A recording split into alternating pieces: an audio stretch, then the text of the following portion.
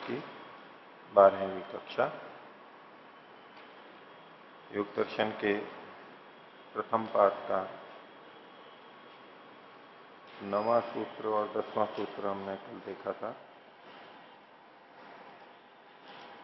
9वें सूत्र में विकल्प वृत्ति के बारे में बताया था और 10वें सूत्र में निद्रा वृत्ति के बारे में बताया था।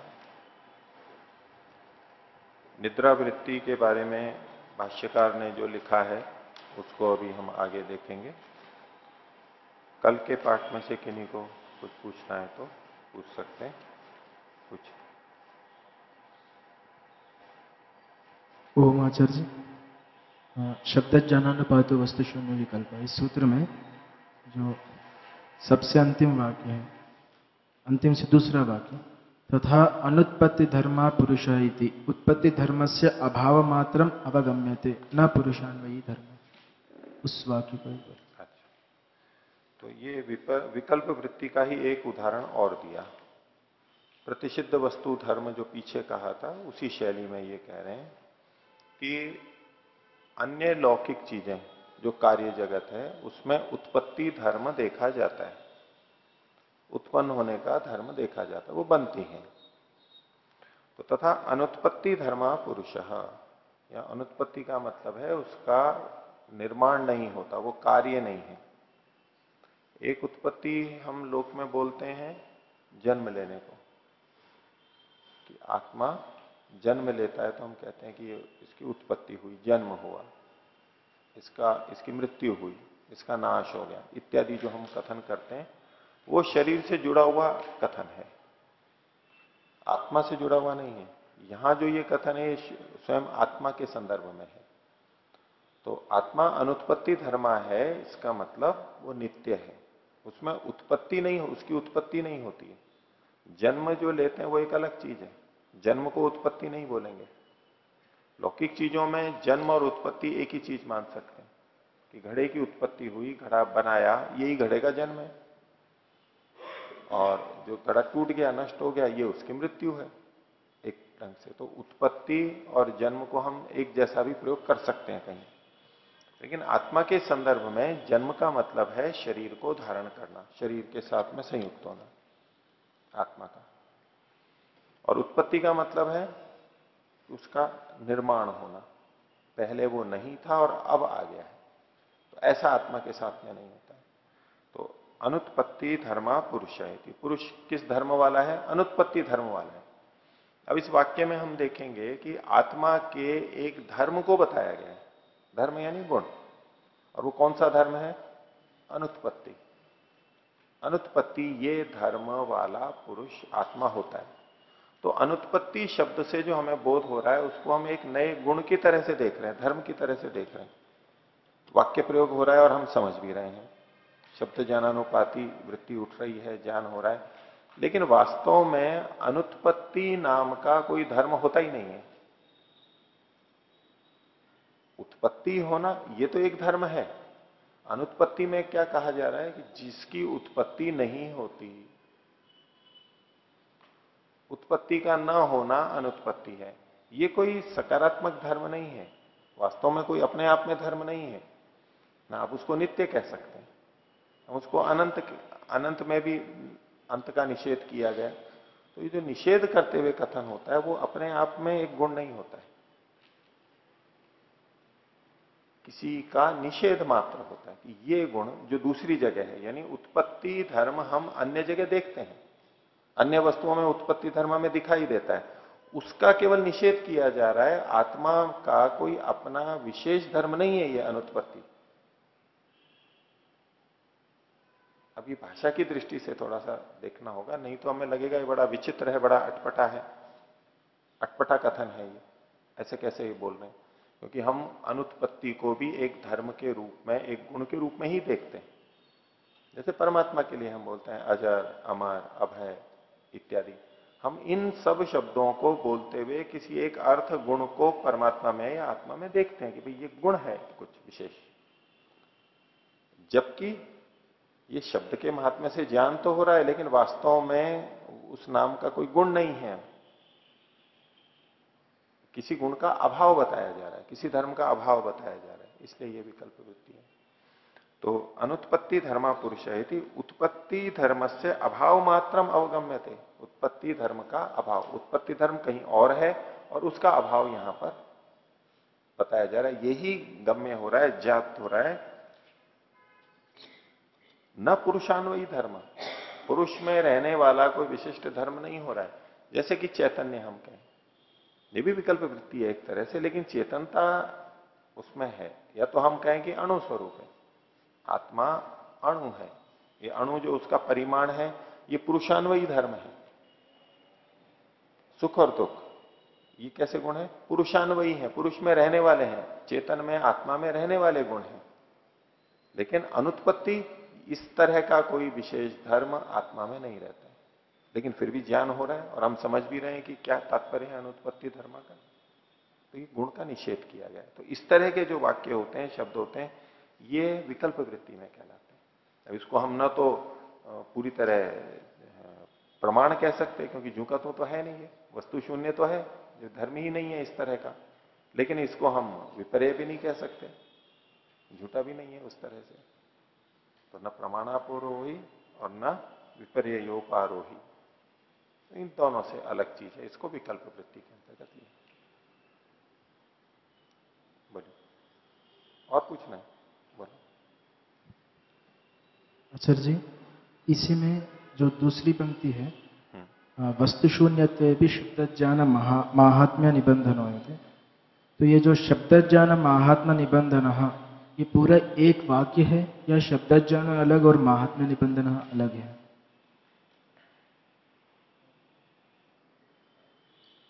एक ही होना चाहिए उसमें, अलग अलग है, अलग अलग। और सत्यपति जी वाले में जुड़ा हुआ है, जुड़ा हुआ है ना, तो ये समझती है। ये तो शब्द ज्ञान महात्म्य निबंधन पूरा समस्त पद है, ठीक है। हाँ, आप वो आचार्य जी, जो लोक में जो व्यंग्यात्मक भाषा प्रयोग होती है उससे जो वृत्ति उत्पन्न होती है वो विकल्प वृत्ति में आएगी। उदाहरण दो कोई। उदाहरण जैसे आकाश के फूल। ये व्यंग, व्यंग कैसे है? ये व्यंग का उदाहरण तो नहीं है। व्यंग से आपका मतलब क्या है? जैसे कोई पतला आदमी हो तो उस पर व्यंग्य करे कि आप पहलवान हो, आप पहलवान हो, तो विपरीत लक्षणा से विपरीत बोला जाता है। उससे वो समझ भी रहा है कि मतलब ये कमजोर है, दोनों। वो हाँ, तो इसको तो तात्पर्य से लेंगे, इसको सीधे सीधे शब्द के तो अनुकूल है नहीं। और तात्पर्य ऐसा भाषा में प्रयोग किया जाता है, तो जो तात्पर्य बोध हो रहा है वो तो ठीक ही है। शब्द से जो ज्ञान हो रहा है, सीधे सीधे जो शब्द से होता है कि आप तो पहलवान हो, तो अब शब्द से जो ज्ञान हो रहा है अर्थ उसके अनुरूप नहीं है, लेकिन इससे जो अर्थ निकल रहा है, इस तरह से जो वाक्य बोला जाता है लोक में, तो वहां तात्पर्य से लिया जाता है। पता है कि व्यक्ति दुर्बल है और उसको पहलवान कह रहे हैं, तो ये तो सबको दिख रहा है, इसको पहलवान कह नहीं सकते। वहां तात्पर्य यही होता है कि दुर्बल है वो तो ठीक ही है। उन शब्दों का प्रयोग, शब्द जो अर्थ निकल रहा है वो अर्थ शब्द के अनुरूप तो नहीं है, शब्द के अनुरूप नहीं है वो अर्थ, लेकिन जो तात्पर्य निकल रहा है ये तो भाषा में प्रयोग होता ही है। लक्षणा से, व्यंजना से जो बातें कही जाती हैं, लेकिन उसका वो एक निश्चित अर्थ है। वहां पर उस प्रसंग में जब कहा कि ये आप तो पहलवान हो, उसका एक निश्चित ही अर्थ निकल रहा है।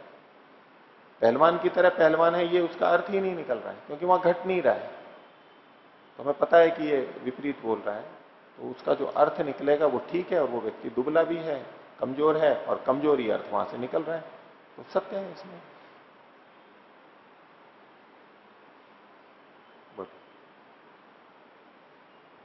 ओ आचार्य जी, जैसे यहाँ पे कुछ उदाहरण है विकल्प वृत्ति के, चैतन्यम पुरुषस्य और भी, तो जैसे लौकिक व्यवहार में बालू से तेल निकालना, इसको ले सकते हैं? नहीं, बालू से तेल निकालना ये एक मुहावरा है, और इसमें एक तात्पर्य अलग किया जा रहा है।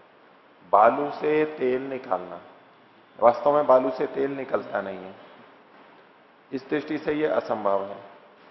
ठीक है, लेकिन हमारे को तात्पर्य क्या नहीं है कि कोई व्यक्ति ऐसा कार्य कर रहा है जो संभव नहीं है फिर भी उसमें से कर रहा है, बहुत कठिन है या दुष्कर है, उसको भी कह सकते हैं। तो बालू से तेल निकालने जैसी बात है, यानी तो असंभव है। इसमें तो जैसा कहा जा रहा है वैसा अर्थ हमारे को निकल के आ रहा है, प्रमाण में है। बालू से ये काम तो ऐसा है, या इस व्यक्ति को मनाना तो ऐसा है जैसे बालू से तेल निकालना, यानी असंभव है। वक्ता असंभवता को कहना चाहता है, असंभवता को बताने के लिए उसने एक उदाहरण दे दिया, जैसे बालू से तेल निकालना असंभव है। इस रूप में कथन होते हैं, तो इसकी कोई बात नहीं। और ये जो विकल्प वृत्ति है, ये अभेदोपचार और भेदोपचार दोनों में प्रयोग कर सकते हैं इसमें? हो सकता है, जो गुण गुणी में अभेद होता है, और ये जो कथन है ये भेदोपचार के यहाँ पर उदाहरण दिए। अभेद रूप में भी कहीं विकल्प वृत्ति हो सकती है, लेकिन ये जो उदाहरण है ये भेद के हैं, भेद का कथन है, जबकि है अभेद, या तो निषेध है। ठीक है, और ठीक है। ओम। पृष्ठ संख्या 86, सूत्र संख्या बोल दिया, सूत्र संख्या 9 के भाष्य सूत्र ही में। बोलिए जी, सूत्र संख्या ही बोल दीजिए, जी, पुस्तकें अलग अलग हैं। जी। सूत्र संख्या 9 के भाष्य में जो हिंदी वाला भाष्य किया है, उसके नीचे इन्होंने लिखा हुआ है, तीसरे पृष्ठ पर उसके, क्रिया या प्रयत्न जीवात्मा का ही कर्म है। हिंदी में जो है, जी, फिर से बोलिए। क्रिया या प्रयत्न जीवात्मा का ही कर्म है। क्रिया या प्रयत्न जीवात्मा का ही कर्म है। ये तो आप टिप्पणी की बात कर रहे हैं। जी, टिप्पणी। जी, टिप्पणी है, हाँ। अतः अन्वय व्यतिरेक न्याय से क्रिया या प्रयत्न जीवात्मा का ही कर्म है। हाँ, इसमें क्या पूछना है आपको? जी। प्रयत्न तो जीवात्मा का गुण कहलाता है, ठीक है, तो यहाँ इसको कर्म। हाँ, तो ठीक है, गलत लिखा, गलत। जी, ठीक। तो बोलो। निष्क्रिय आत्मा, तो जी हमने अभी तक तो जी यही पढ़ा है कि आत्मा तो सक्रिय होती है। हाँ, तो निष्क्रिय से किस तरह से इसको समझेंगे हम? हाँ, सक्रिय का मतलब हम ये समझते हैं कि क्रिया वाला। सक्रिय का मतलब है क्रिया वाला। और चूंकि हम जब कर्म की बात करते हैं, अच्छे बुरे कर्म, पाप पुण्य, धर्म अधर्म, कर्माशय बनता है, तो इस संदर्भ में हम ये देखते हैं कि कर्ता कौन है, करने वाला कौन है। हम क्या इसमें जोड़ते हैं, करने वाला कौन है। क्या शरीर कर रहा है? ये कर्म किसके माने जाएंगे? शरीर के माने जाएंगे, मन के माने जाएंगे, इंद्रियों के माने जाएंगे, आत्मा के माने जाएंगे। ठीक है, तो क्रियाएं भले ही शरीर, मन, इंद्रियों में हो रही हों, लेकिन उनका कर्ता आत्मा को माना जाता है। और जो कर्ता होता है वो क्रिया वाला होता है, ये हमारे मन में बैठा हुआ है। जो कर्ता होता है वो क्रिया वाला होता है। तो कर्ता का मतलब ही होता है कि करने वाला। अब करने वाला है तो कुछ क्रिया तो करेगा ही, वो क्या करता है, क्रिया ही तो करता है। तो कर्ता यानी क्रिया वाला, ये संबंध हमारे मन में बैठा हुआ है। ठीक है, इसलिए हम यही मानते हैं कि आत्मा क्रिया वाला है, आत्मा क्रिया वाला है। लेकिन ये संबंध विचारणीय है कि जो जो कर्ता होता है वह क्रिया वाला होता है। ठीक है, तो पहले तो क्रिया की परिभाषा करेंगे कि क्रिया किसे कहते हैं। क्रिया किसे कहते हैं? तो देशांतर प्राप्ति, ऊपर नीचे, आगे पीछे, ठीक है, उत्क्षेपण, अवक्षेपण, आकुंचन, प्रसार, तीर्यक गमन, ये जो 5 वैशेषिक में कर्म के उदाहरण दे दिए हैं। और भी कुछ भी ले सकते हैं आप, उसमें इन सब में एक चीज है देशांतर प्राप्ति। देशांतर प्राप्ति हो रही है तो हम कहते हैं कि इसमें क्रिया है। ठीक है, परमात्मा इस सृष्टि की रचना करता है, करता है, मानेंगे? क्रिया वाला है या नहीं है? देशांतर प्राप्ति होती है, वो सर्वव्यापक है। तो जिसमें क्रिया होती है वो एक देशी ही होता है। पहले तो एक ही नियम देखेंगे, जो सर्वव्यापक है उसको इसकी देशांतर प्राप्ति क्या होगी, तो पहले से ही सब जगह है। ठीक है, तो परमात्मा को हम कर्ता मानते हैं सृष्टि का, लेकिन वो सर्वव्यापक है इसलिए क्रिया वाला नहीं है। ये क्रिया देशांतर प्राप्ति क्रिया उसमें घटा नहीं सकते सर्वव्यापक में, वो सब जगह पहले से ही है। कहीं नहीं हो और वहां पहुंच जाए तो हम कहें कि भाई इसमें क्रिया हुई है, यहां से वहां गया है, वो सर्वव्यापक है। तो पहले तो ये यहां संबंध हमारा ये टूटता है, हम ये मानते हैं कि जो जो कर्ता होता है वह क्रिया वाला होता है। ये यहां घट नहीं रहा है, मैं व्याप्ति को तोड़ रहा हूं, अपवाद है ये। एक भी अपवाद है तो वो व्याप्ति फिर घटती नहीं है। आपको आत्मा के संदर्भ में भी आत्मा तो एक देशी है, आत्मा तो एक देशी है, तो उसमें तो क्रिया हो सकती है, देशांतर प्राप्ति होती ही है। इस रूप में हम उसको क्रिया वाला कह सकते हैं। तो एक तो है देशांतर प्राप्ति, ये परमात्मा में नहीं है और करता है भले ही वो। अब दूसरी क्रिया देशांतर प्राप्ति होती है, दूसरी क्रिया होती है कि अन्य दूसरे को उसको वहां पर ले जाता है। जैसे लेखनी है और लेखनी को इधर से उठा करके वहां ले गए। अब ये इसको कोई दूसरा ले जाता है, दूसरा कोई लेता है, हवा से इधर उधर होता है, देशांतर प्राप्ति होती है, तो हम कहते हैं ये क्रिया वाला है। ठीक है, ये जड़ वस्तुओं पर घटेगा। और एक चेतन होता है, चेतन को भी कोई उठा के इधर उधर ले जाए तो उसमें भी ये भी होता है और वो खुद भी चल के चला जाता है, दूसरा कोई नहीं ले जा रहा है। चेतन प्राणियों को उनमें जो गमनागमन होता है वो स्वयं होता है, कोई दूसरा नहीं ले जाता है। तो क्रिया को भी हम दो भागों में बांटेंगे यहां पर। एक तो ये कि दूसरा कोई इधर उधर ले जा सके, उसको हम क्रिया कहते हैं कि भाई ये क्रिया वाला है। और एक खुद चल करके जाए वो क्रिया वाला है। ये दो बातें हो गई। तो पत्थर क्रिया वाला है अक्रिया वाला? पत्थर एक जगह से दूसरी जगह जाते हैं, लेखनी क्रिया वाली है ये नहीं है, इसको इधर उधर ले जाते हैं ना। क्या कहोगे आप, मानोगे क्रिया वाली है? नहीं मानोगे? नहीं मानोगे। आप क्रिया वाला मन में वो बैठा हुआ है जो खुद चल करके जाता है, वो क्रिया वाला है। लेखनी थोड़ा ना है क्रिया वाली, इसको तो दूसरा ले जा रहा है। पंखा क्रिया वाला है या नहीं है? पंखा क्रिया तो हो रही है, पंखे में चल रहा है, क्रिया वाला है, अपने आप चल रहा है, अपने आप चल रहा है। यहां कोई चेतन तो चला ही नहीं रहा है इसको, अपने आप ही चल रहा है। लेखनी को तो कोई चला रहा है सीधे सीधे, अपने आप ये चल रहा है। क्रिया को हम अलग अलग अर्थों में देखते हैं। दूसरा कोई किसी को ले जा सकता है, इस अर्थ में भी कोई व्यक्ति क्रिया वाली है। इस दृष्टि से आत्मा क्रिया वाली है, क्योंकि आत्मा देशांतर प्राप्ति करती है।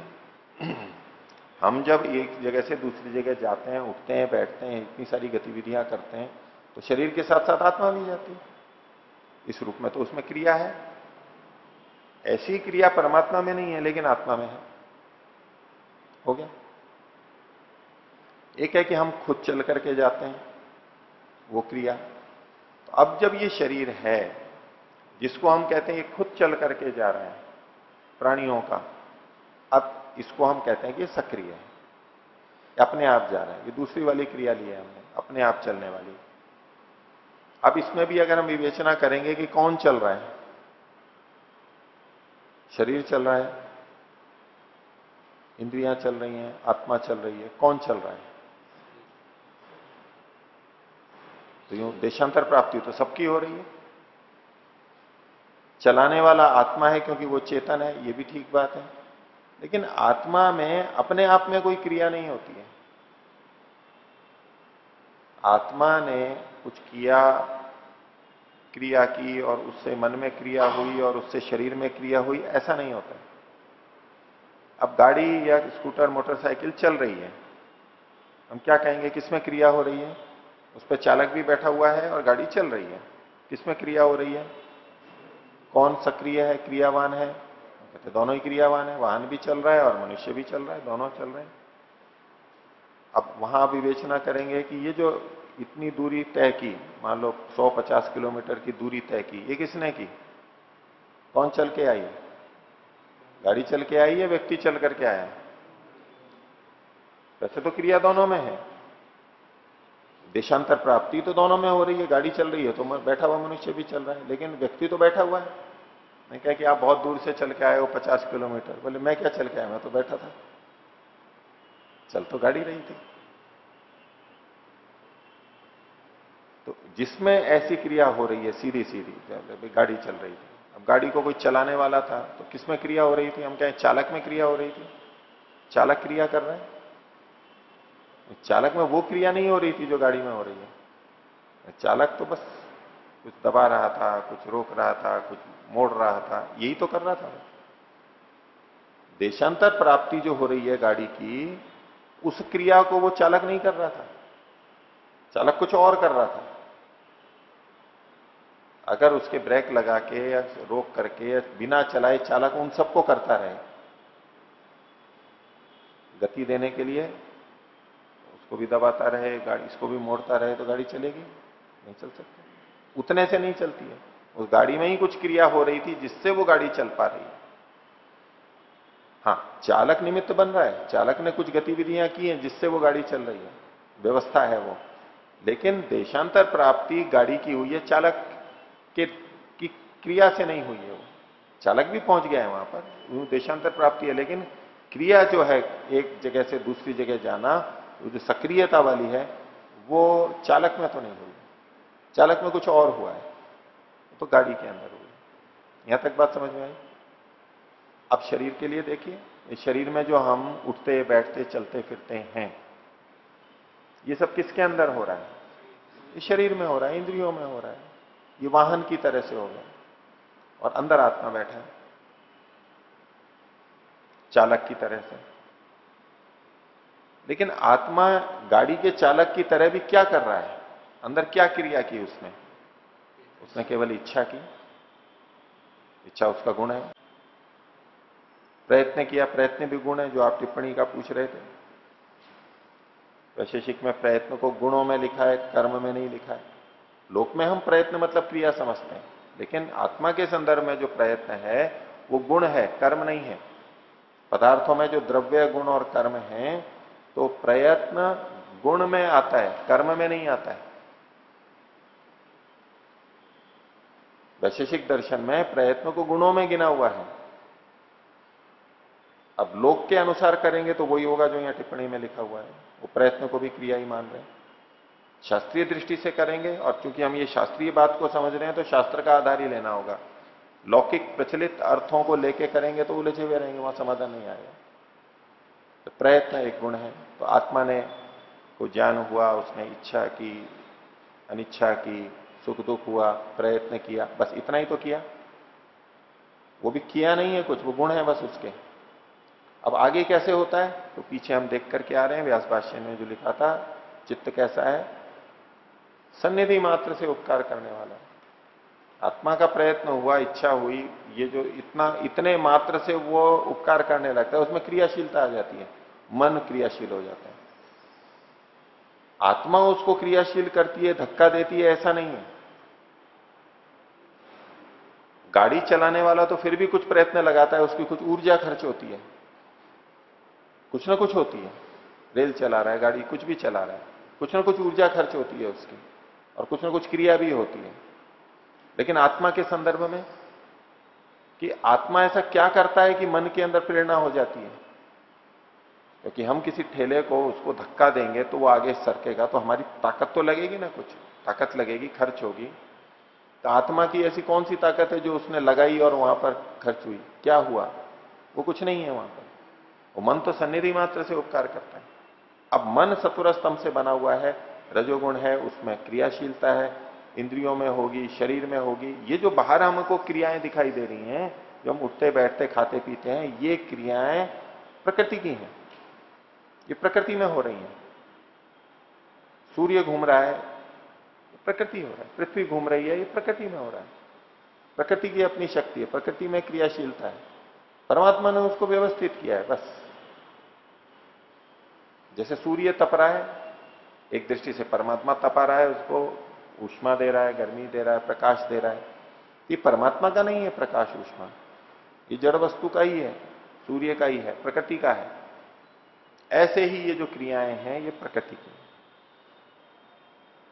तो जो हम क्रियाएं देखते हैं और उन क्रियाओं के आधार पे हम कहते हैं कि भाई जड़ में तो हो नहीं सकती, कोई ना कोई चेतन करता है, यहां तक बात ठीक है। अब करता है तो वो क्रिया वाला होगा, ये हमारे मन में व्याप्ति बनी हुई है।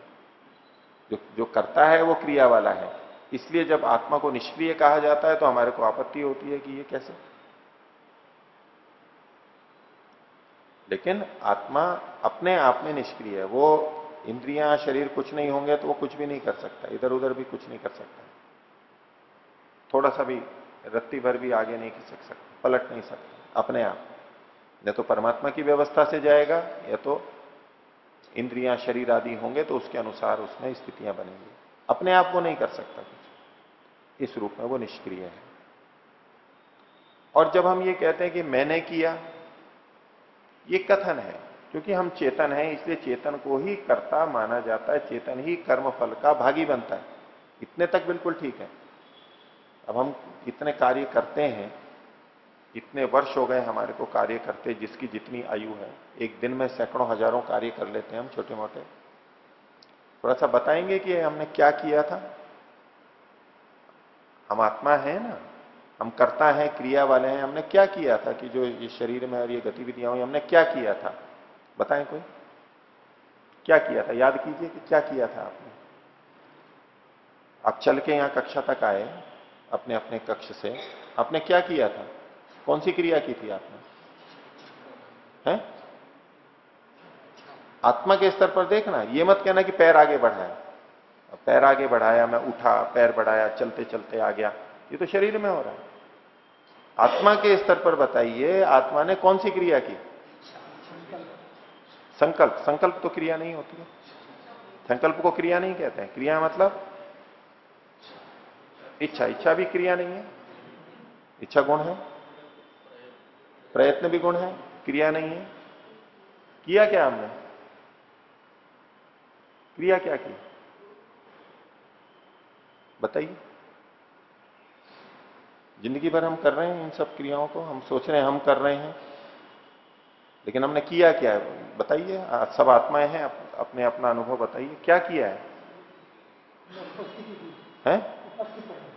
उपस्थित होना तो एक अलग बात है। अब व्याकरण की दृष्टि से उपस्थित होना एक क्रिया हो सकती है, लेकिन वो विकल्प वृत्ति है, वो तिष्ठति बाणः वाली बात है कि बैठना भी एक क्रिया है, उस तरह से नहीं। यहां क्रिया का मतलब वो व्याकरण वाली क्रिया नहीं है। व्याकरण में जिनको क्रिया कहते हैं वो तो भाई बैठा भी है, इस उपस्थित है, ये भी एक अपने आप में क्रिया माना जाता है वाक्य रचना की दृष्टि से, वो एक अलग दृष्टि है। लेकिन यहां जो क्रिया है सक्रियता वाली, तो वो हमने क्या किया है। माइक लेकर के बोला करिए, पहले से ले लीजिए, माइक लीजिए, माइक लीजिए।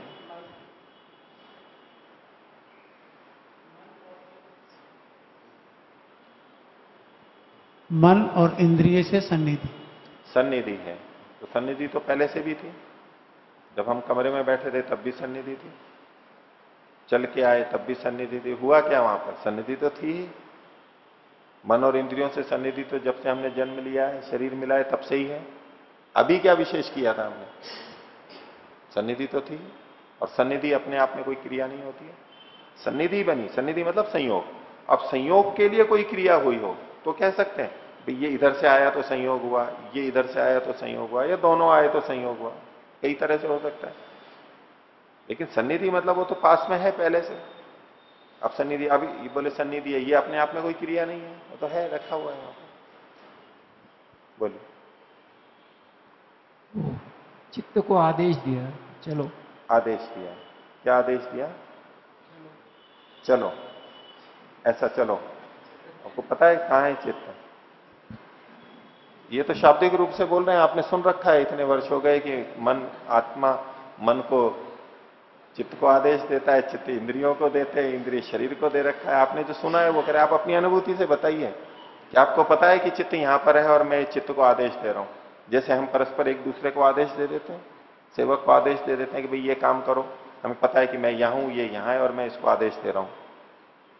आप बता सकेंगे कि आपने चित्त को आदेश दिया, या आपको याद है कि आपने चित्त को आदेश दिया था, हे चित्त चलो ऐसे, हे चित्त चलो कक्षा में, ऐसा आपने को याद आ रहा है? स्मृति है आपको ऐसी? तो ऐसा अनुभव भी नहीं है, ये तो आप शास्त्रीय केवल शाब्दिक रूप से बोल रहे हैं।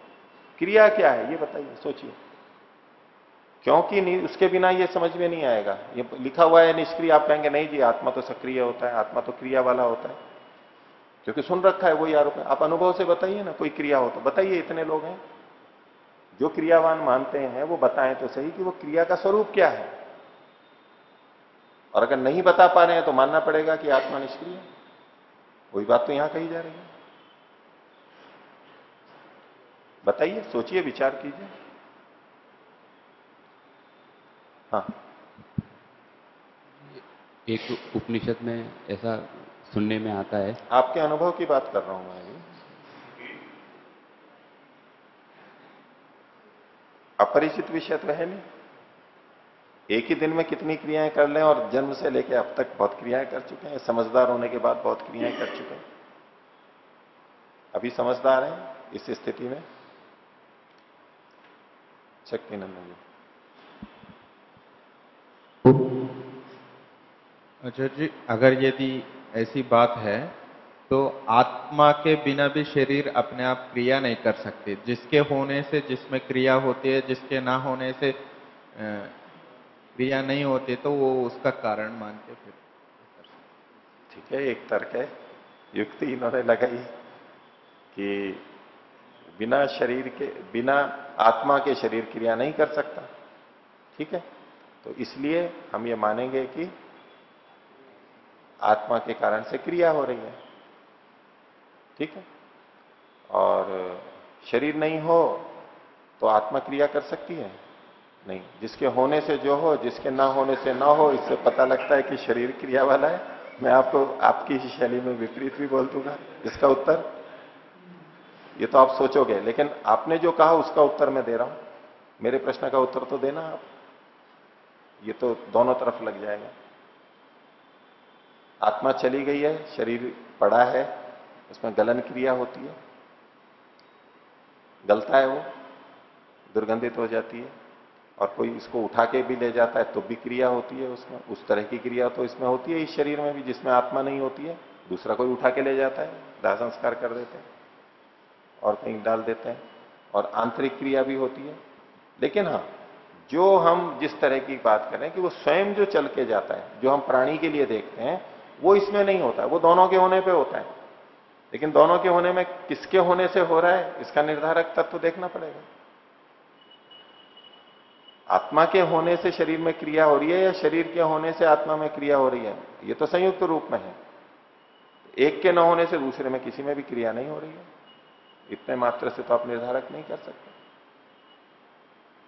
तो ये एक विचारने की बिंदु है। हम भले ही ऐसा सोचते हो कि जो कर्ता होता है उसमें क्रिया होती है, ये सामान्य रूप से ठीक है, क्योंकि हम जो प्राणी हैं, जब भी हम कोई कर्म करते हैं, अच्छा बुरा पाप पुण्य, हम कहते हैं कि भाई इसका करने वाला कौन है, कर्ता कौन है, तो ये है। अब वो करता है तो उसमें क्रिया भी दिखती है हमारे को। भोजन का पकाने वाला पाचक कौन है, पाचक भी एक कर्ता होता है। तो देखो उसने ये क्रियाएं की हैं, ये इसको हिलाया डुलाया काटा पीटा, ये जो भी किया।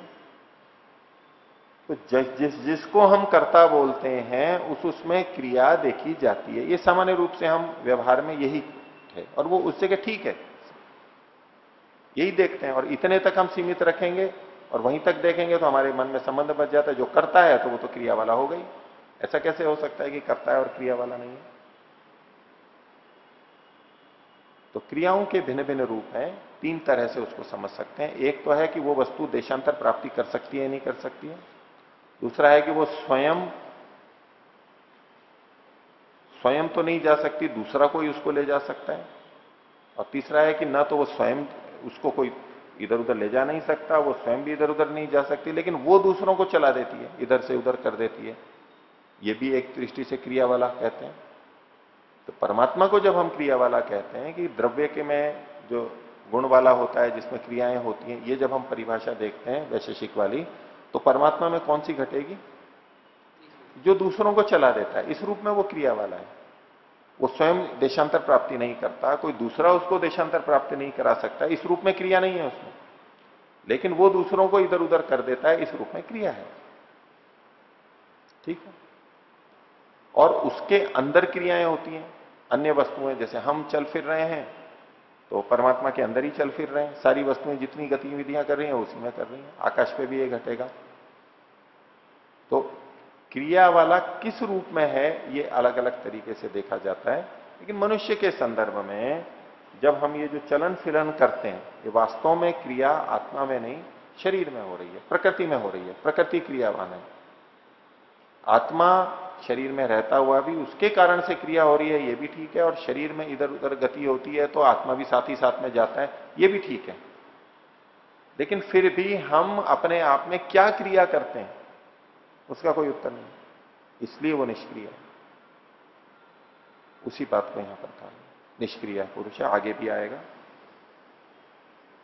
ये बात, एक दो बार और भी आएगी व्यास भाष्य के अंदर। तो आत्मा अपने आप में इस दृष्टि से क्रिया रहित है, इस दृष्टि से क्रिया रहित है। हमें यहां जो निष्क्रिय शब्द लिखा हुआ है उसकी व्याख्या देखनी है, ये किस दृष्टि से कहा जा रहा है। कोई कहे कि जी हम देशांतर प्राप्ति तो करते हैं, परमात्मा भी करवाता है, एक शरीर छूट के दूसरे शरीर में ले जाता है, और हम भी चलते फिरते हैं तो गति होती है, उस क्रिया का निषेध नहीं किया जा रहा है यहां पर, वो भी उसमें नहीं होती है। तो उतने ही अंश में इसको लेंगे, निष्क्रिय पुरुष। और कुछ लोग फिर इसके भिन्न ढंग से भी व्याख्या करते हैं कि जिसमें परिणमन क्रिया नहीं होती है, बदलाव नहीं होता है। जैसे कि फल आदि रखे रहते हैं तो कच्चे से पक जाते हैं, पकने से गल जाते हैं, सड़ जाते हैं, ये जो परिवर्तन होता है उसमें परिणमन होता है, बदलाव होता है, रंग बदल जाता है, गंध बदल जाती है, स्वाद बदल जाता है। ऐसा आत्मा में बदलाव नहीं होता तत्वतः, क्योंकि वो संयोग से नहीं बना है, वो एक ही रस है। इस रूप में भी इसकी व्याख्या कीजिए। तो आत्मा निष्क्रिय। और किन्हीं को पूछना कुछ? आचार्य जी, इसमें कल्पवृत्ति में वस्तु के ना होने पर ज्ञान की प्राप्ति हो रही है, वस्तु का अभाव, तो क्या ये अभाव प्रमाण के समान है या कोई अंतर है दोनों में? फिर से बोलिए अंतिम वाक्य। अभाव प्रमाण और विकल्प वृत्ति। अभाव प्रमाण नहीं होता है अपने आप में, उसको प्रमाणों में कुछ तरह से अलग ढंग से व्याख्या करते हैं, इसको अभाव प्रमाण नहीं बोलते। उसको आप अभाव को प्रमाण रूप में देखेंगे तो ये कहेंगे कि भाई यहां इस कमरे में हाथी नहीं है, घोड़ा नहीं है, अब ये हमारे को ज्ञान हुआ, इसको इस रूप में प्रमाण कहेंगे। लेकिन यहां तो ऐसी बात नहीं है ना, यहां तो पुरुष की चेतनता, पुरुष भी है चेतनता भी है, ये दोनों बातें हमें प्रतीत हो रही है, लेकिन हमने संबंध बना के कर दिया पुरुष की चेतनता, जबकि वो चेतन स्वरूप ही था। तिष्ठति, ठहर रहा है, इसमें हम क्रिया को देख रहे हैं, जबकि वो क्रिया की निवृत्ति हो रही है। लेकिन वो क्रिया की निवृत्ति तो हो रही है वहां पर, इस रूप में अभाव नहीं कहेंगे कि उसका अभाव है। जो तात्पर्य हमें ज्ञात हो रहा है उसका अभाव नहीं है वहां पर, वो ठीक है ही वहां पर वो। अनुत्पत्ति धर्म में तो उत्पत्ति का अभाव हो रहा है, तो उत्पत्ति का न होना, ये जो इससे जो तात्पर्य आ रहा है वो है या नहीं आत्मा में, वो उत्पत्ति से रहित है, ये जो हम कहना चाहते हैं, तो वो तो ठीक ही बात है ना। उत्पत्ति से रहित है आत्मा, ये बात ठीक ही है ना जी।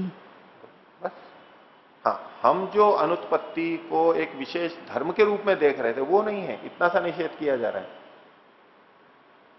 अनुत्पत्ति धर्मा को विकल्प वृत्ति बताते हुए ये नहीं कह रहे हैं कि आत्मा उत्पत्ति धर्म है, विपरीत नहीं है।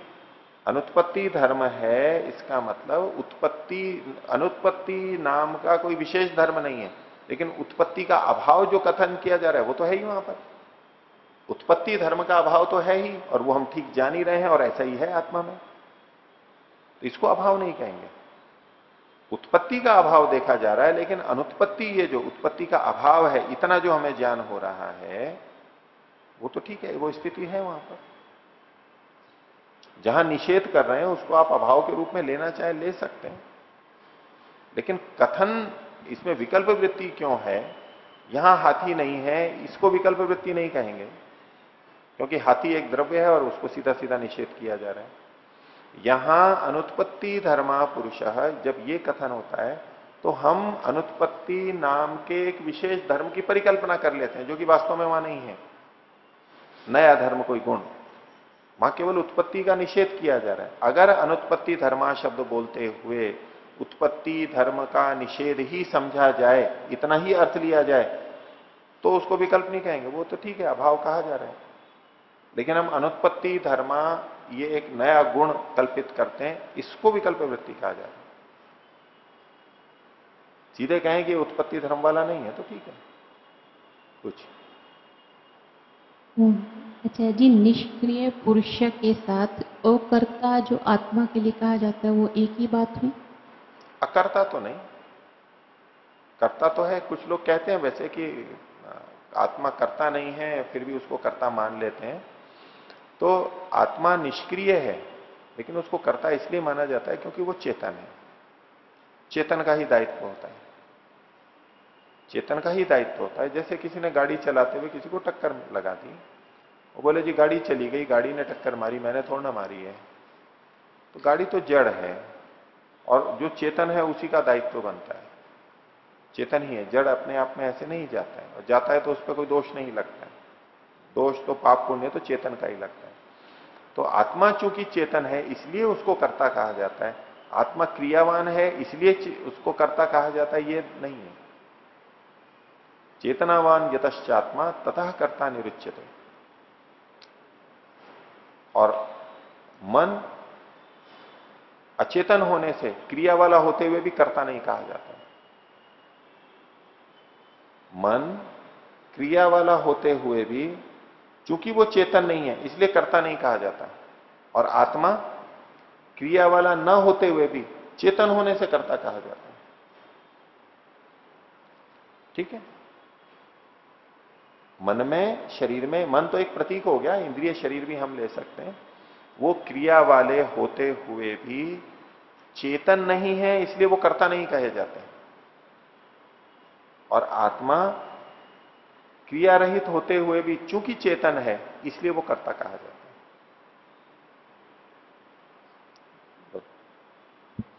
ओम। आचार्य जी, सूत्र में ही 9वें सूत्र में शब्द ज्ञान अनुपाति वस्तु शून्यो विकल्प, तो यहाँ पर वस्तु शब्द किसी विशेष अर्थ में परिभाषित लिया जाएगा या फिर पदार्थ के लिए? इसमें द्रव्य गुण कर्म तीनों का ग्रहण हो जाएगा, क्योंकि हम गुण और कर्म का तो देख ही रहे हैं। यहाँ पर जो उदाहरण दिए गए हैं इसमें गुण और कर्म का हम देख ही रहे हैं, और सीधे सीधे जो आत्मा के संबंधित था, चैतन्यम पुरुषस्य, एक तो हम निषेध करते हैं, अनुत्पत्ति धर्म है या तो निराकार है, ये जो कर रहे हैं ये भी विकल्प वृत्ति वहां गुण का है, और क्रिया का भी कर सकते हैं, निष्क्रिय है पुरुष है। और जो ये पहले वाला है चैतन्यम पुरुष से चैतन्यम, ये जो कथन है ये द्रव्य के रूप में कथन है वहां पर, लेकिन गुण गुणी में भेद करते हुए कथन किया जा रहा है। तो यहां वस्तु का मतलब पदार्थ, पदार्थ मतलब यहां पर द्रव्य गुण कर्म तीनों से संबंधित विकल्प वृत्ति हो सकती है। ठीक है जी। दूसरा है, जैसे कि शब्दों की 3 वृत्तियां होती हैं, अभिधा, लक्षणा और व्यंजना। तो अभिधा में तो जैसा कहा जाता है वैसे ही समझा जाता है, सीधा सीधा होता है, और लक्षणा में जैसा कहा जाता है उससे भिन्न समझा जाता है लक्षणा व्यंजना में। तो लक्षणा और व्यंजना को इसके विकल्प के अंदर लिया जाएगा या फिर वो प्रमाण आदि के अंदर भी जा सकती है? प्रमाण में जा सकता है। जो इन्होंने उदाहरण दिए थे सारे के सारे कि मिट्टी से तेल निकालना या तो इस तरह से जो कथन है, ये तो भाषा के प्रयोग हैं। ठीक है। अब किसी ने कहा कि भाई ये तो काम ऐसा है जैसे तिलों से, जैसे कि रेत से तेल निकालना, इतना कह दिया किसी ने, उसका तात्पर्य हमारे को आ गया, शब्द के अनुरूप तो नहीं है वो, लेकिन तात्पर्य हमारे को आ गया, उदाहरण से बात को समझ में आ गया कि ये असंभव काम है, और वो असंभव ही था। हमने करके भी देखा और वो हुआ नहीं, औरों ने भी करके देखा, नहीं हुआ। तो ये जो किसी ने कहा कि ये तो मिट्टी से तेल निकालने के समान है ये कार्य, तो उसने सत्य कहा था, वो प्रामाणिक बात थी। तो भले ही अभिधा में नहीं है, दूसरे ढंग से वहां पर तात्पर्य आ रहा है, तो भी वो सत्य कहा जाएगा, वो प्रमाण में ही कहा जाएगा। वो हम आगम प्रमाण के अंतर्गत ले सकते हैं उसका, यदि प्रत्यक्ष और अनुमान है। ठीक। वो अगर उसका जो अभिप्राय लिया जा रहा है वो यदि ठीक है तो शब्द कैसा भी हो तो वो चल जाएगा। वो चल जाएगा। लेकिन जब हम पुरुष की चेतनता कहते हैं तो वहां वो अलग वाला भाव ही बनता है। गुणगुणी में भेद के रूप में कथन होता है, पूरा वैशेषिक इसी पे केंद्रित है। गुणगुणी में भेद मान करके ही सारे कथन होते हैं। अगर गुणगुणी में भेद कथन हो और वैसे एक ही मान रहा हो तो फिर भी चल सकता है, लेकिन हम गुणगुणी में भेद मान के ही समझा सकते हैं, समझते हैं। इसलिए वो तो भेद कथन तो उसका प्रधान ही है, और जबकि है नहीं भेद, उसमें अभेद है, इसलिए ये विकल्प वृत्ति में आएगा। दोष नहीं है, विकल्प वृत्ति दोष नहीं है सारा। अगर गलत है तो दोष है, उचित है तो ठीक है। तो जितने भी गुणगुणी में व्यवहार होता है, जैसे कपड़े की सफेदी इत्यादि, तो उस सबको इसी वृत्ति के अंदर लिया सबको जाए। इसी में ले लेंगे, ये सारी विकल्प वृत्ति कहलाएगी। बहुत बहुत अधिक प्रयोग करते हैं, बहुत अधिक प्रयोग करते हैं इसका, लेकिन हम सामान्यतः उसको विकल्प वृत्ति के रूप में देखते नहीं है, लेकिन आएगी वो विकल्प वृत्ति। और एक है जी कि जैसे यहाँ पर अनुत्पत्ति धर्मा पुरुषः कहा है, तो जिन शब्दों के आगे हम निषेधवाचक आकार लगा करके प्रयोग करते हैं तो उनके द्वारा कभी कभी उससे विपरीत धर्म का भी बोध होता है। जैसे कि असुखम कहते हैं तो दुख को कहा जाता है। अगर ऐसा अर्थ ले रहे हैं और वक्ता का तात्पर्य कि असुखम, सुख नहीं है, और दुख से तात्पर्य है और दुख का अस्तित्व है, तो ठीक है, दुख वास्तव में है, और असुखम का मतलब दुखम लिया जा रहा है, भाषा में ऐसा प्रयोग हो रहा है और समझ रहे हैं दोनों, तो इसको अब विकल्प वृत्ति नहीं कहेंगे। वस्तु शून्य नहीं है, शब्द ज्ञानानुपाती है। शब्द ज्ञानानुपाती तो आगम प्रमाण होता ही है। वहां भी जैसा शब्द बोला जाता है, वाक्य बोला जाता है, उसके अनुसार हम अर्थ का ग्रहण कर रहे हैं। आगम प्रमाण सारा शब्द ज्ञानानुपाती है, लेकिन ये शब्द ज्ञानानुपाती होते हुए वस्तु शून्य है। और आपने जो उदाहरण दिया कि असुखम यानी दुखम, अब जो दुख है ये वस्तु शून्य नहीं है, गुण है वहां पर वास्तव में। असुखी है मतलब दुखी है, वक्ता का तात्पर्य ये है। अगर किसी का ये कहना है कि इसमें सुख नहीं है, और वास्तव में सुख नहीं है उसमें, अब दुख को नहीं कह रहा है, बस सुख के अभाव को ही कह रहा है, अगर यही समझ रहे हैं तो अभी भी ये विकल्प वृत्ति नहीं है। लेकिन जब हम कहें कि असुखी है, असुखी है, इसको हम हालांकि कोई नया धर्म देखते नहीं है उसमें, लेकिन जैसे अमृत शब्द है, ओ ये तो अमृत है। अब अमृत का क्या अर्थ लेते हैं हम? अमृत का क्या अर्थ लेते हैं? तो अमृत को चख लिया, अमृत को पा लिया, क्या अर्थ लेते हैं हम अमृत का? कोई जैसे सुखदायक चीज है, कोई सत्तात्मक, कोई अलग से गुण है, ऐसा हमारे मन में आता है। अब ये विकल्प वृत्ति है, जबकि वास्तव में मृत के अभाव को अमृत कह रहे हैं। वो मरा हुआ नहीं है, मरता नहीं है, ये अमृत है, नष्ट नहीं होता है, यही तो कथन है। अगर अमृत को हम इसी रूप में देख रहे हैं कि यहां मर नहीं रहा है, अब जो ज्ञान हो रहा है ये वस्तु शून्य नहीं है। हम नए धर्म की परिकल्पना नहीं कर रहे हैं, उस स्थिति में कोई नया कल्पित धर्म नहीं ला रहे हैं, हम केवल कह रहे हैं मरण का निषेध। अगर इतने अर्थ में हम समझ रहे हैं तो अब इसको विकल्प वृत्ति नहीं कहेंगे। जहां जहां अनिषेध आ रहा है वहां हर जगह विकल्प वृत्ति हुई आवश्यक नहीं है। हम अगर उस वस्तु में ऐसा धर्म अन्वित कर रहे हैं, जैसे यहां पुरुषान्वयी धर्म अलग से मान रहे हैं, अनुत्पत्ति धर्म को उसी संदर्भ में देखना होगा। तो जितना भी निर्गुण कथन है, निषेध कथन है, वो सारा का सारा विकल्प वृत्ति में नहीं जाएगा। हम अगर ठीक ठीक समझ रहे हैं, ठीक ठीक समझ रहे हैं, वहां पर जैसा शब्द कह रहा है वैसा ही समझ रहे हैं, नया धर्म नहीं समझ रहे हैं, तो इसको आप विकल्प नहीं कहेंगे, क्योंकि वस्तु शून्यता को नहीं है वहां कह रहे हैं।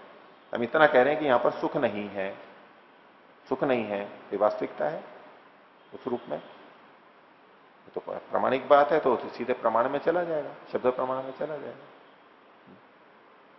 और एक इसमें जी क्रिया के विषय में वाणः स्थास्यति स्थितः तिष्ठति, हाँ। तो यहाँ पर कहा कि गति निवृत्तौ धात्वर्थ मात्रम गम्यते, तो धात्वर्थ मात्र का ज्ञान हो रहा है, तो इससे क्या विकल्प वृत्ति कैसे हो रही है? विकल्प वृत्ति इसलिए हुई, ये तब बनेगी विकल्प वृत्ति क्योंकि जब हम तिष्ठति, स्थास्यति और स्थितः बोलते हैं तो चूंकि भाषा में हम इसको एक क्रिया मान लेते हैं और हमें यही अर्थ बहुत होता रहता है कि तिष्ठति एक क्रिया, व्याकरण की दृष्टि से क्रिया है भी, और हम उसको एक सकारात्मक अलग से अस्तित्व वाली क्रिया मान लेते हैं। जैसे गच्छति को क्रिया मानते हैं, ऐसे तिष्ठति को भी मानते हैं। दोनों में भेद नहीं देखते हैं, दोनों में भेद नहीं देखते। तो रुकना जो है ये गति की निवृत्ति, क्रिया की निवृत्ति है, क्रिया का हटना है, न कि कोई विशेष अलग से क्रिया है। ठीक है, तो जहां स्वतंत्र अस्तित्व वाली क्रिया है और जिसको हम क्रिया के रूप में कह सकते हैं, तब तो विकल्प वृत्ति नहीं होगी। लेकिन जो क्रिया न होते हुए भी हम क्रिया के रूप में देख रहे हैं, क्रिया के रूप में व्यवहार कर रहे हैं, इसको विकल्प वृत्ति कहेंगे। गलत नहीं कह रहे हैं, भाषा का प्रयोग है, सब समझते हैं इस बात को और वो कर, लेकिन सामान्य व्यक्ति के मन में तिष्ठति कहते हुए क्रिया ही आती है, क्रिया ही मन में आती है कि जैसे कि ये भी अपने आप में एक क्रिया है। ये तो यहां से पढ़ लिया हमने, समझ लिया, तो हम सोच सकते हैं कि हाँ यहाँ क्रिया का भाव। नहीं तो स्था गति निवृत्तो पढ़ते हुए भी तिष्ठति बाणः स्थास्यति ये बोलते हुए हमारे मन में यही भाव आता है जैसे कि कोई क्रिया है। ये मात्र क्रिया की निवृत्ति है, इस रूप में देखेंगे तो विकल्प वृत्ति नहीं है। लेकिन एक नई क्रिया उसमें हो रही है, पहले चल रहा था और अब रुकने की क्रिया हो रही है, अब एक नई क्रिया हम देख रहे हैं, ये विकल्प वृत्ति है। ठीक है, बोलो। अच्छा जी, एक तो जो हम जागृत अवस्था में कल्पनाएं करते हैं वो सारी विकल्प वृत्ति में आएंगी, या सिर्फ ध्यान की अवस्था में जो वृत्ति उठ रही है उसको विकल्प में? नहीं, ये तो सब जगह के लिए है, केवल ध्यान के लिए ही नहीं है। ध्यान के समय भी विकल्प वृत्ति है और ध्यान में विकल्प वृत्ति से भी हम ईश्वर का ध्यान करते हैं। आत्मा का, जैसे आत्मा के लिए अनुत्पत्ति धर्मा कहा, परमात्मा के लिए कहा अनादि अनंत निर्विकार, ये जो निषेधात्मक है, अब उसको हम एक गुण के रूप में देख रहे हैं वहां पर, कर परमात्मा की का ही ध्यान रहे हैं, लेकिन ये विकल्प वृत्ति के माध्यम से कर रहे हैं। वेद मंत्रों में भी मिलेगा और जगह भी मिलेगा, लेकिन कहलाएगी विकल्प वृत्ति वो ध्यान के समय भी। और व्यवहार काल में भी जब हम भिन्न भिन्न चीजों से संबंधित विचार कर रहे हैं तो वो विकल्प वृत्ति हो सकती है, केवल ध्यान के लिए नहीं है। तो ये जो वृत्ति है 5, उस दिन आपने कहा था वृत्ति मतलब क्रिया, इस चित्त की क्रिया को व्यापार, ज्ञानात्मक क्रिया, ज्ञानात्मक क्रिया। तो उस समय चित्त में कुछ क्या भेद होता है कि पता चले ये प्रमाण वृत्ति थी, ये विकल्प वृत्ति थी? चित्त में क्या भेद होता है वो तो हमें कुछ पता नहीं लगेगा, हमें लक्षण बता रखे हैं, इससे पता लग जाता है कि ये प्रमाण वृत्ति है, ये विकल्प वृत्ति है। इन लक्षणों से पता लगेगा। चित्त में क्या भेद होता है हमें यही नहीं पता, चित्त में कहाँ क्या भेद हो रहा है, कैसे पता करेंगे? ये लक्षण यही तो दिए है इन्होंने तीनों, ये जो अभी तक आए हैं प्रत्यक्ष या प्रत्यक्ष के तीनों हो गए, यानी प्रमाण विपर्य विकल्प के जो हुए, जो लक्षण दे रखे हैं ये लक्षण घट रहे हैं, उस हिसाब से संज्ञा कर देंगे कि कौन सी वृत्ति है, प्रमाण वृत्ति है या विकल्प वृत्ति है। इसी को बताने के लिए लक्षण किया जा रहा है, समझाने के लिए। बोलो।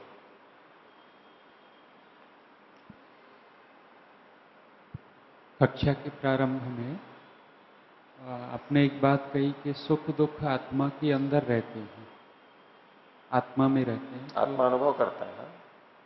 वो वाक्य पूरा नहीं हुआ था, में ही रहते हैं, तो बोलो बोलो, उसको स्पष्ट करने की कह रहा था। आत्मा में ही रहते हैं, जो सुख दुख का अनुभव है वो आत्मा को ही होता है, ठीक बात है। उसमें लग ऐसे रहा था जैसे आपने वाक्य बोला कि आत्मा में रहते हैं, आत्मा में रहते हैं, आत्मा ही अधिकरण है सुख दुख का। जी, अधिकरण है, अधिकरण है। जो गुण जिसमें रह रहा होता है वो उसका अधिकरण कहलाता है। गुण गुणी में रहते हैं तो गुणी गुणों का अधिकरण ही कहलाता है, और अधिकरण में मैं शब्द का प्रयोग कर लेते हैं, सप्तमी विभक्ति का प्रयोग कर लेते हैं। तो सुख और दुख का अधिकरण आत्मा है। जब जब सुख दुख होगा, मेरे कहने का यह मतलब नहीं है कि आत्मा में हमेशा ही सुख दुख होता रहेगा, ये थोड़ा ना कथन है। जब जब सुख दुख होगा तो वो आत्मा में होगा, उसका अधिकरण आत्मा है। सुख दुख आत्मा के गुण हैं, वो सुखी दुखी होता है तो अधिकरण आत्मा है, और अधिकरण आत्मा है तो मैं का प्रयोग किया जा सकता है कि सुख दुख आत्मा में होता है। आत्मा को होता है, आप ये बोल दीजिए, एक ही बात है। आत्मा में होता है, आत्मा को होता है, आत्मा सुख दुख का अनुभव करता है। तो ये जो प्रतीति हो रही है इसका अधिकरण आत्मा ही है। ठीक है, बताओ। आचार्य जी, इसकी दूसरी पंक्ति में शब्द ज्ञान महात्म्य निबंधन, वैसे महात्म्य शब्द का क्या अर्थ लिया जाएगा यहाँ पर? महात्म्य मतलब उसकी क्षमता से, प्रभाव से, शब्द के ज्ञान के प्रभाव से, उससे जुड़ा हुआ हमारे को व्यवहार देखा जाता है, उसकी महत्ता से, प्रभुत्व से, क्योंकि वो शब्द के अनुसार ज्ञान हो रहा है, आलंबन के अनुसार नहीं कि वस्तु जैसी है वैसा ज्ञान हो रहा है, ये तो है नहीं यहां पर। शब्द के आधार पर, शब्द के कारण से हमें ये ज्ञान हो पाता है, इसलिए शब्द के महात्म्य से, प्रभाव से। ठीक है, हाँ रविशंकर जी। उदाहरण है मनुष्य के सींग, बंध्या का पुत्र और आकाश का फूल। ये भाष्य में नहीं लिखा है, भाष्य से संबंधित कुछ आप पूछिए। आचार्य जी, आत्मा का स्वरूप के बारे में बताते हुए आत्मा अपरिणामिनी और अप्रतिसंक्रम आदि बताए थे। हाँ। तो जब हम आत्मा में सुख और दुख का अनुभव होता है कहेंगे, तो अपरिणामिनी किस प्रकार देखेंगे? हाँ। सुख और दुख होते हुए भी वो अपने आप में वैसा का वैसा ही है। आत्मा के अपने धर्म है सुख और दुख, सुखी दुखी होना जो है वो आत्मा को होता है, और अपने ही धर्म जब उसमें रहते हैं उससे आत्मा में कोई बदलाव नहीं आता है। ये उसके अनुभूति में तो भेद आएगा, लेकिन उसकी नित्यता में, उसके स्वरूप में कोई भी भेद नहीं आता है इस रूप में। ये तो बात ज्ञान के ऊपर भी लगेगी, ये तो इच्छा और द्वेष पे भी लगेगी, सुख और दुख ही नहीं। मेरी इच्छा है, अभी अनिच्छा है, अभी प्रयत्न है, अभी प्रयत्न नहीं है, अभी ज्ञान है, नहीं है, ये ज्ञान है, अभी ये ज्ञान है, अभी ये सुख है, अभी ये दुख है, सुख भी अलग अलग है, दुख भी अलग अलग है। तो इसके आधार पर तो परिणाम नहीं माना जाता है, क्योंकि ये होगा तो फिर तो वो भी बदलाव वाला हो जाएगा, परिणामी हो जाएगा। अपरिणामी मतलब जैसा है वैसा ही रहता है वो, इसको बदलाव नहीं माना जाता।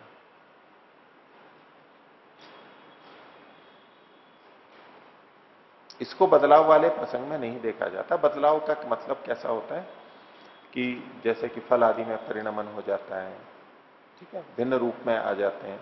आत्मा तो हमेशा वैसा ही रहेगा, ये तो उसके अपने धर्म है। उसी में कभी सुख की स्थिति बनती है, कभी दुख की बनती है, कभी ज्ञान की होती है, कभी ज्ञान की रहितता होती है।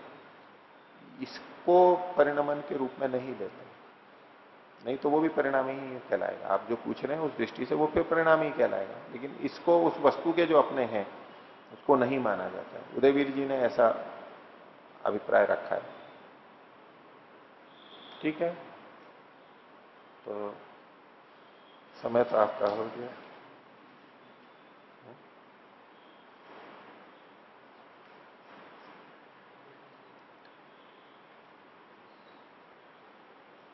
तो आज का पाठ इतना ही रखते हैं। प्रणाम।